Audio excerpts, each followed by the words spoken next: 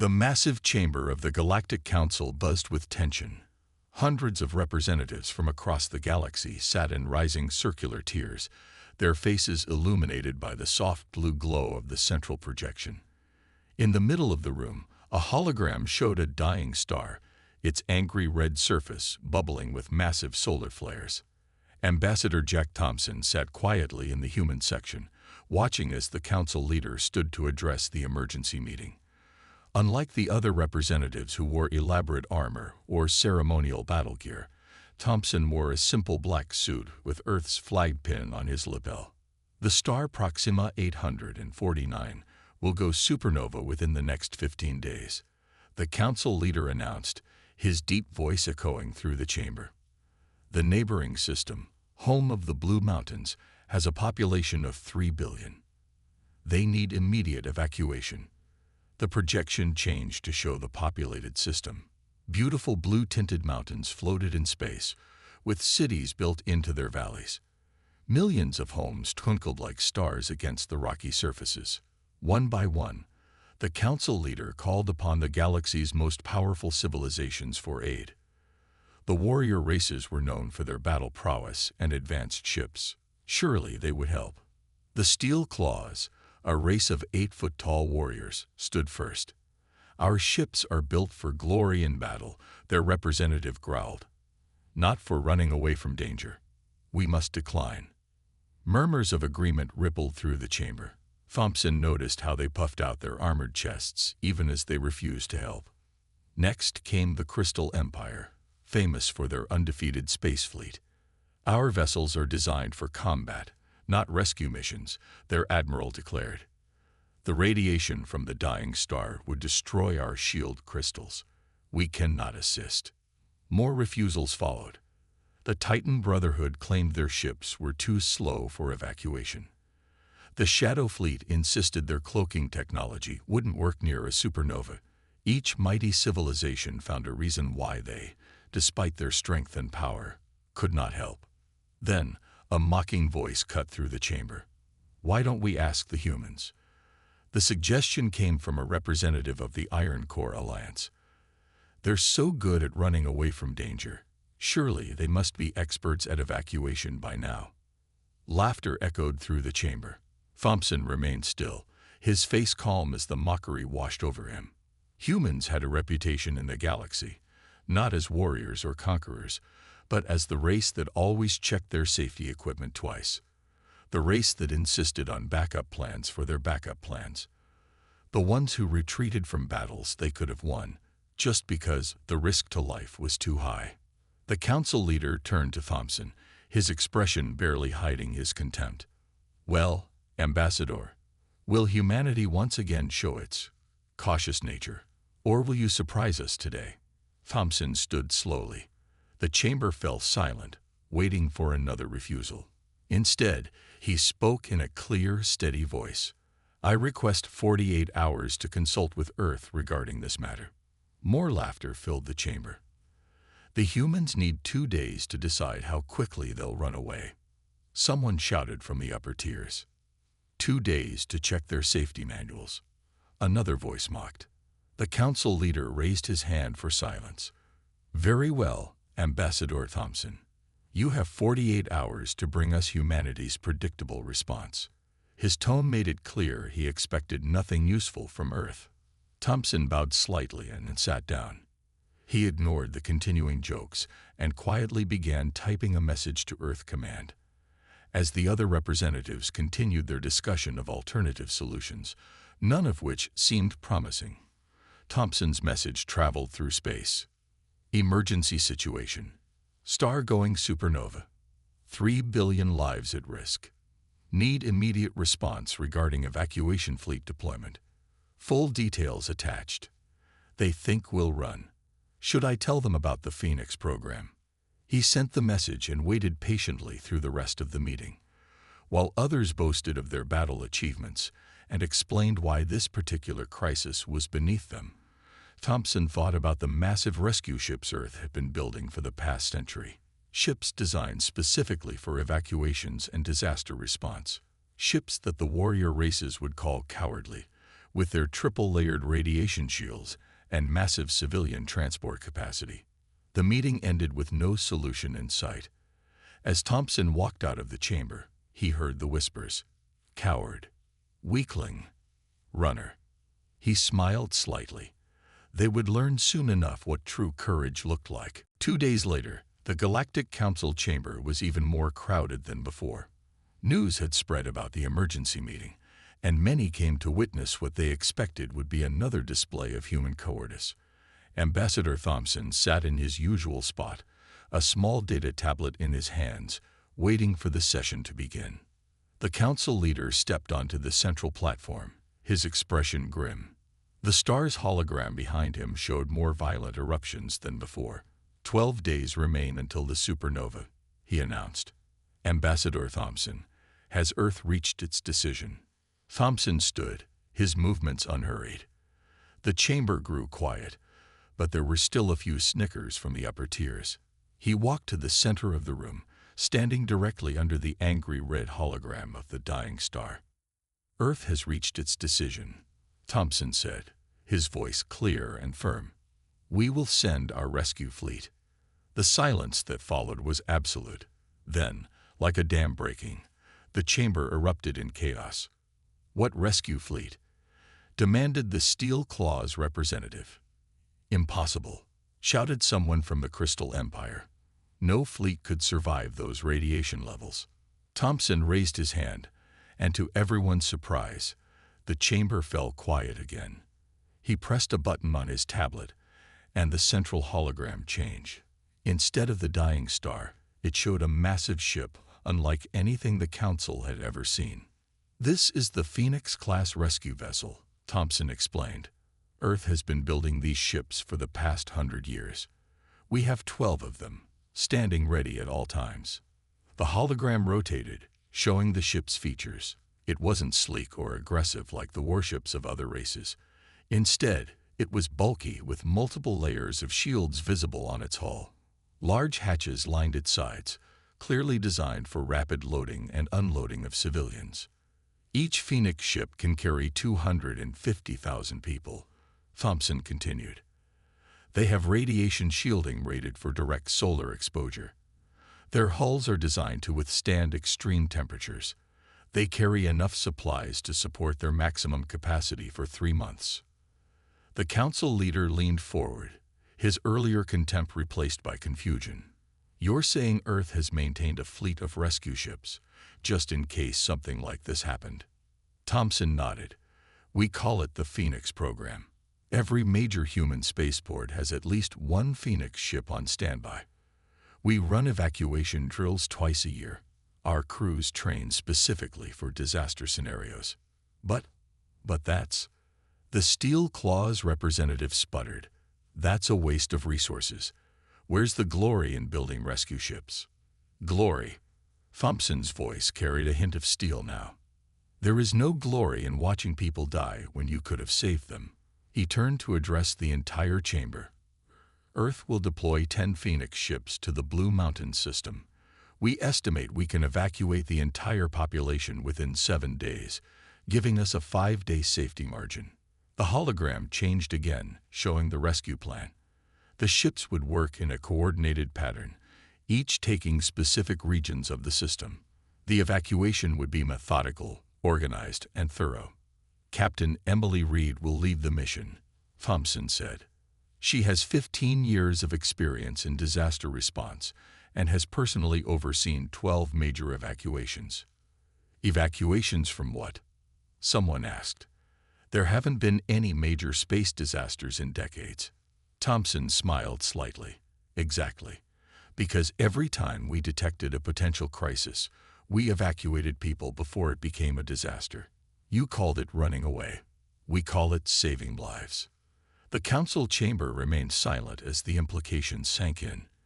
Humanity, the race they had mocked for being overcautious, had been quietly preparing for this exact scenario for generations.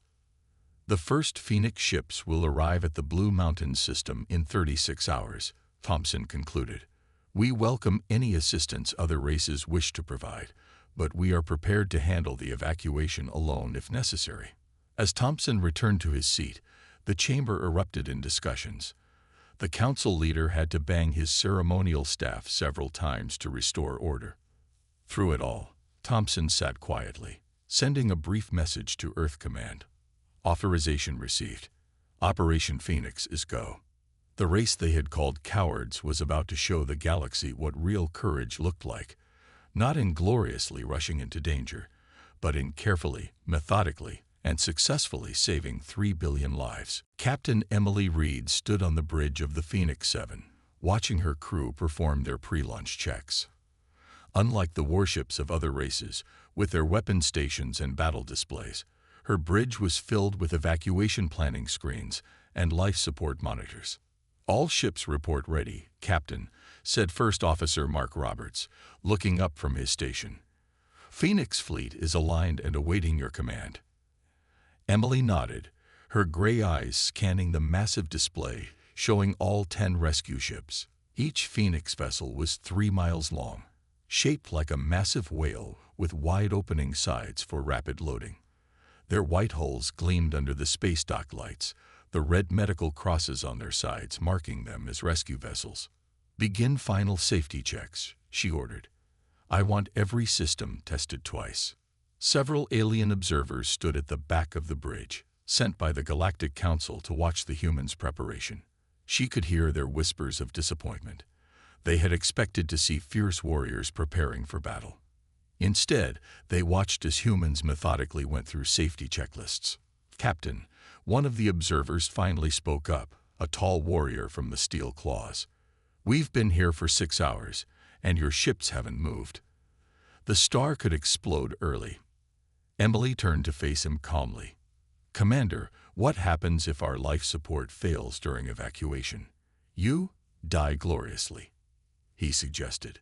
"We fail our mission," Emily corrected. "And 3 billion people die with us. There is no glory in that." She turned back to her crew. "Continue the checks." The main screen showed the progress of each ship's preparation. Shield integrity, triple-checking all layers, life support, testing backup and emergency systems, evacuation pods, verifying launch mechanisms, medical bays, stocking and securing supplies, engine cooling, calibrating for extreme heat conditions. "Look at this," another observer scoffed, pointing at a crew member who was testing emergency lights. "They're checking even the smallest things." First Officer Roberts smiled. "The smallest things often make the biggest difference between life and death." "Sir," a young lieutenant approached Emily with a tablet. "Captain, engineering reports they found a minor fault in the backup cooling system of Phoenix 3. The alien observers leaned forward, expecting the captain to ignore such a small issue. Instead, Emily immediately called up the ship's chief engineer. "How long to fix it?" she asked. 2 hours, Captain," came the response. "Do it," she ordered without hesitation. "All ships will wait. We move together, or not at all." The Steel Claws commander threw up his hands in frustration. 2 hours delay for a backup system. The primary cooling works fine. Emily walked over to the main display and brought up an image of the dying star. "See these solar flares?" she pointed. "Each one releases enough energy to fry our primary cooling systems. What happens then, Commander? Should we just hope really hard that we don't need the backups?" The alien observers fell silent, finally beginning to understand. Hour after hour, the preparations continued. Every crew member knew their role in the coming evacuation. They had practiced these procedures countless times in drills, but this was no drill. Real lives hung in the balance. Finally, after what seemed like an eternity to the alien observers, First Officer Roberts stood up. "Captain, all ships report complete readiness. All systems checked and double-checked. All crews at their stations." Emily took her command chair and opened a channel to all 10 ships. "This is Captain Reed. Today we do what we have trained for. Today we show that courage isn't about fighting. It's about saving lives. Every person we rescue is a victory. Every family we protect is a triumph." She paused, looking at her crew's determined faces. "We've prepared for this. We've trained for this. Now let's prove that humanity's greatest strength isn't our ability to fight, but our commitment to protect." The massive engines of all 10 Phoenix ships hummed to life. On the main screen, their formation took shape, not a battle arrow, but a wide rescue net, ready to scoop up as many people as possible. "Phoenix Fleet," Emily commanded, "move out." As the ships accelerated toward their mission, the alien observers watched in silence. Perhaps they were beginning to realize there was something to be said for the human way after all.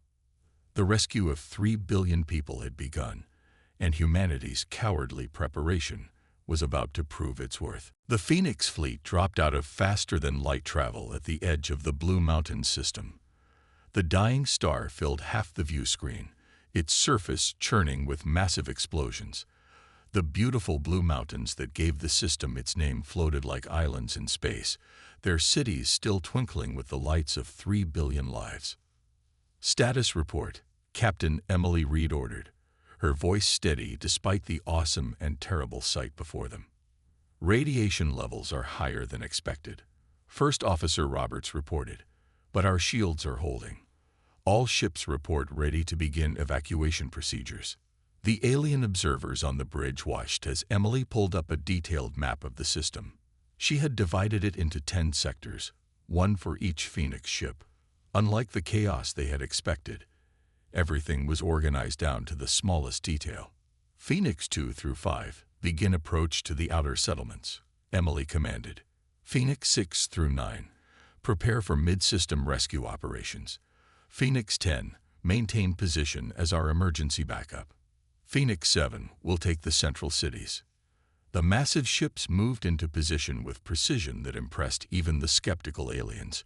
Each vessel extended huge energy fields, creating safe corridors for small transport ships to ferry people from their homes to the rescue ships. "First wave of evacuation shuttles launching now," Roberts announced. "Time to first pickup, 7 minutes." Emily watched as hundreds of small dots appeared on her screen.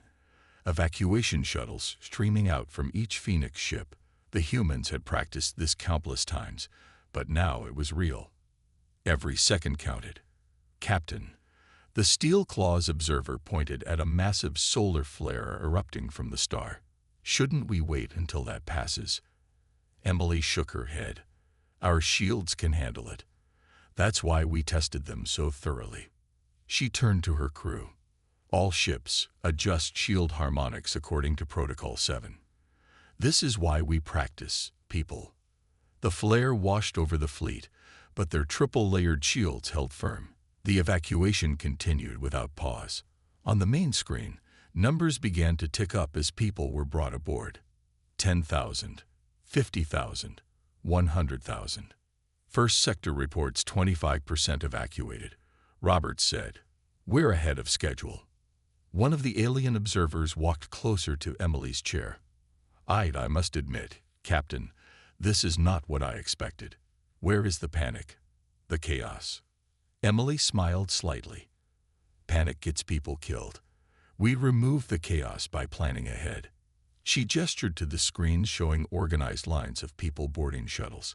"Every person knows where to go because we sent the evacuation plans 3 days ago. Every family has their designated ship and time slot."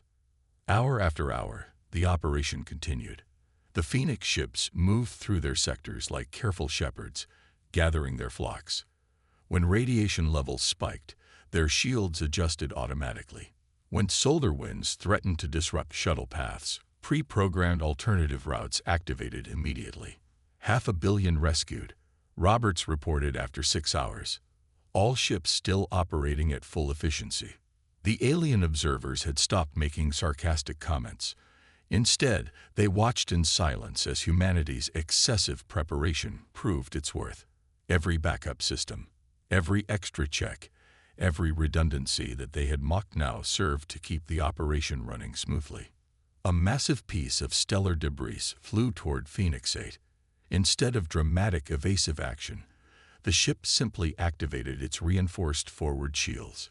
shields the aliens had called unnecessarily strong, and deflected the burning rock without interrupting its evacuation efforts. 1 billion rescued, Roberts announced. Still ahead of schedule. Emily stood up and walked to the main viewport, watching as streams of shuttles continued to ferry people to safety. In the distance, the star grew more violent with each passing hour. But her fleet stood firm, their white hulls gleaming against the red backdrop of the dying sun. "Send word to the next sectors," she ordered. "Tell them to be ready. We're coming for them next." She turned to her crew. "Remember, every life matters. We don't leave until everyone is safe." The alien observers looked at each other. They had come expecting to see human cowardice in action. Instead, they were witnessing something else entirely, courage of a different kind. Not the courage to fight, but the courage to protect. Not the courage to die gloriously, but the courage to live purposefully and save others. The Phoenix fleet continued its mission, one life at a time, proving that sometimes the greatest bravery lies not in charging forward, but in taking care of every detail that keeps people safe. "Captain," First Officer Roberts' voice cut through the steady hum of the bridge. "The star's core is collapsing faster than predicted. New estimate gives us 3 hours instead of 5. Captain Emily Reed's face remained calm, but her mind raced through calculations. 2 billion people saved, 1 billion still waiting. The original plan needed 5 hours to finish. They had just lost 2 precious hours. "Show me," she ordered, moving to the main display. The dying star's hologram pulsed an angry red, its surface writhing with massive explosions. Even through the Phoenix 7's powerful shields, they could feel the heat. The alien observers tensed, expecting panic. Now, surely, the humans would show their true cowardly nature. Now they would flee. Instead, Emily pressed a button on her command chair. "All ships, this is Captain Reed. Implementing Emergency Protocol Delta. This is not a drill. I repeat, this is not a drill." The response was immediate. Every Phoenix ship's crew moved with practiced precision, like a well-oiled machine. There was no shouting, no chaos, just focused determination. "What's Emergency Protocol Delta?" asked the Steel Claws commander, watching in confusion. "It's our worst-case scenario plan," Roberts explained, his fingers flying over his console. "We've practiced it monthly for years, hoping we'd never need it." Emily's voice rang out again. "Phoenix 10, move from backup position to active rescue. All ships, open secondary and tertiary shuttle bays. Begin simultaneous loading on all levels." She turned to her crew. "Activate all backup systems. We're going to push these ships to their limits." The alien observers watched as the evacuation speed doubled, then tripled. Where before they had been using 1 shuttle bay per ship, now 3 massive bays opened on each Phoenix vessel. The careful, ordered lines became 3 parallel streams of movement, yet somehow maintained their organization. "Radiation levels critical," called out the sensor officer. "Primary shields at 80% and falling." "Activate secondary shields," Emily ordered. "Redirect power from non-essential systems." "But Captain," one of the alien observers protested, "if you use your backup shields now, what will you use when?" "When the star explodes," Emily finished for him. "That's why we have tertiary shields." She pointed to a display showing 3 separate shield layers around each ship. "The same excessive caution you mocked 3 days ago." A violent solar flare suddenly erupted, larger than any before. Emergency alarms blared across all ships. "Phoenix 3's primary cooling system is down," Roberts reported.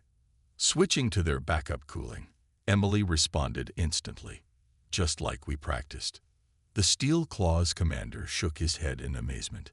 "You actually practiced for this exact situation." "We practiced for every situation we could think of," Emily said, her eyes never leaving the displays. "And then we practiced for situations we couldn't think of." Hours compressed into minutes as the Phoenix fleet pushed their ships to the absolute limit. Every backup system, every redundancy, every extra precaution proved vital. When primary systems failed under the extreme conditions, secondary systems took over without missing a beat. 2.5 billion evacuated, Roberts called out. 500 million remaining. Emily studied the tactical display. The star was becoming more unstable by the minute. They were running out of time. She made a decision. All ships, new formation, she commanded. Contract the rescue net. We're moving closer to the danger zone. Captain, Roberts warned, that will put us within the critical radiation zone. That's why we have triple shields, Mark. Emily's voice was firm. Better our shields take damage than we leave anyone behind. The Phoenix fleet moved closer to the dying star, their massive white hulls reflecting the red light. Radiation alarms screamed warnings, but the ships held steady. The evacuation continued at maximum speed, every crew member working at their limit. Through it all, Captain Reed stood at her command station, directing her fleet with the same calm efficiency she had shown during countless drills. This was what humans had prepared for. This was why they had built backup systems for their backup systems. The aliens watched in stunned silence as humanity's excessive caution transformed into humanity's greatest strength. With time running out and a star about to explode, it wasn't warriors' courage that would save the day. It was the quiet courage of being prepared for anything. Final count, 2.9 billion rescued. First Officer Roberts announced, his voice hoarse from hours of continuous coordination. Only 100,000 remaining. Captain Emily Reed stood at the center of Phoenix 7's bridge, her uniform showing signs of the intense hours they'd endured. The dying star now filled almost their entire view screen, its surface a nightmare of plasma storms and solar flares. Time to full collapse, she asked, though she already knew the answer. 20 minutes, Captain. Roberts wiped sweat from his forehead. Our best case estimate for evacuating the remaining civilians is 25 minutes. The alien observers looked at each other. Even they could do this simple math. 20 minutes until explosion. 25 minutes needed for evacuation. The logical choice, the safe choice, would be to leave now. All ships, Emily's voice carried across the fleet channels. This is your captain. We have a situation. She paused, looking at the screen showing the faces of her other ship captains. We're 5 minutes short on our evacuation time. I won't order anyone to stay. If any ship wishes to withdraw to a safe distance, now is the time. The silence that followed was deafening. Then, one by one, each Phoenix ship reported. Phoenix 2 standing firm. Phoenix 3, not going anywhere, Captain. Phoenix 4 through 10, we're with you. The Steel Claws commander stepped forward. Captain Reed, this is madness. You're risking 10 ships and their crews for just 100,000 people. Emily turned to him, her gray eyes fierce. Just, every single life matters, Commander. That's what you never understood about us. She turned back to her crew. New plan. Divert all power to shields except life support and evacuation systems. We're going to buy those 5 minutes. The massive rescue ships moved even closer to the dying star, their triple shields glowing bright against the intense radiation. Temperature warnings flashed across every screen. Metal groaned as the ships were pushed to their absolute limits. First shield layer failing. Someone called out. Switch to secondary shields, Emily ordered calmly. Continue evacuation. Minutes ticked by with excruciating slowness. Every few seconds, another system would report critical failure, and another backup would kick in. The humans had built their ships with layer upon layer of protection, and now each layer was being peeled away by the star's fury.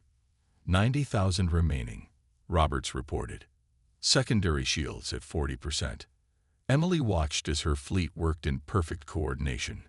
When one ship's systems began to fail, another would extend its shields to help.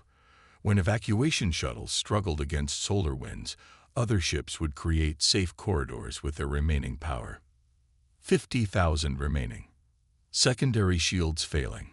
Switching to tertiary. The alien observers had stopped suggesting retreat. They stood in silence, watching as humanity showed them what real courage looked like, not in grand gestures or fierce battles, but in the simple refusal to leave anyone behind. 20,000 remaining, Roberts called out. Star collapse in 7 minutes. Emergency klaxons blared as the final shield layer began to buckle. The bridge lights flickered as power was redirected to maintain the shields. Through it all, the evacuation continued with the same methodical efficiency they had shown from the start. 10,000, 5,000, 1,000 remaining.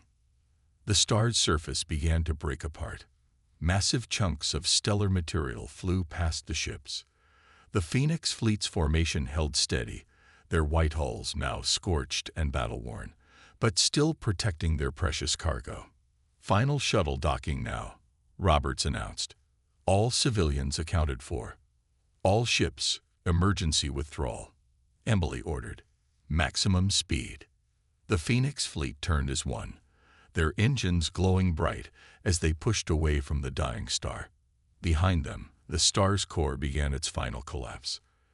As they raced ahead of the approaching shockwave, the Steel Claws commander looked at Captain Reed with new understanding. I called you cowards, he said quietly. I was wrong. This was true courage. Emily shook her head. This wasn't courage, Commander. This was humanity. We plan, we prepare, we protect, and we never, ever leave anyone behind. The massive shockwave approached, but the Phoenix Fleet had already reached safe distance.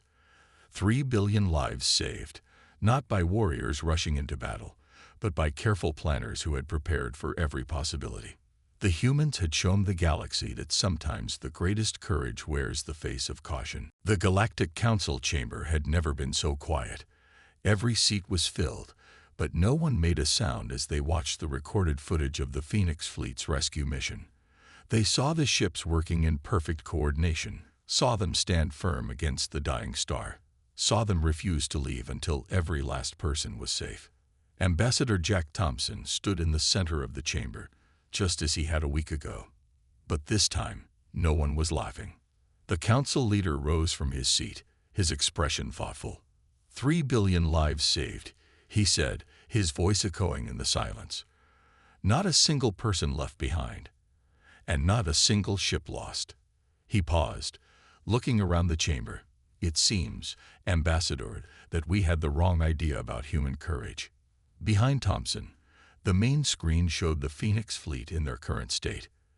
The ship's once pristine white hulls were scorched and damaged. Their triple shields had been stripped away by the star's fury, but they had survived, and more importantly, they had succeeded. Captain Reed and her fleet are still helping the evacuees settle into temporary homes, Thompson explained. But she sent a message for the council. He pressed a button on his tablet. Emily's face appeared on the main screen, still showing the exhaustion of the rescue mission. Members of the council, she began, I've been asked to explain how we succeeded where others feared to try. The answer is simple. We planned for it. The chamber remained silent as she continued. 100 years ago, Earth looked at the galaxy and saw not just the need for warriors, but the need for protectors. While others built weapons, we built shields. While others trained for battle, we trained for rescue. The Steel Claws commander, who had witnessed everything from the bridge of Phoenix 7, stood up. I watched them, he announced to the chamber. They didn't succeed because they were stronger or braver than us. They succeeded because they were ready. Every backup system we mocked, every safety procedure we laughed at, that's what saved 3 billion lives. Thompson nodded. For a century, you called us cowards because we checked our safety systems twice, because we ran evacuation drills, because we retreated from battles we could have won, choosing to save lives rather than claim glory. He looked around the chamber. But ask those 3 billion people if they think we're cowards now.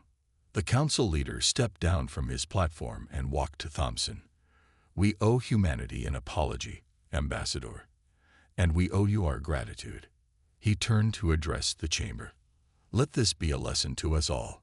True courage wears many faces. Sometimes it roars like a warrior in battle. And sometimes it checks the backup systems twice. Thompson finished with a small smile. One by one, the representatives of the galaxy's most powerful civilizations stood. Not in mockery this time, but in respect. The warrior races who had laughed at human caution now bowed their heads to human wisdom. The Phoenix program has protected this galaxy in secret for 100 years, Thompson continued. Now we offer to share our knowledge. Earth is willing to help other worlds build their own rescue fleets, train their own evacuation crews. He paused.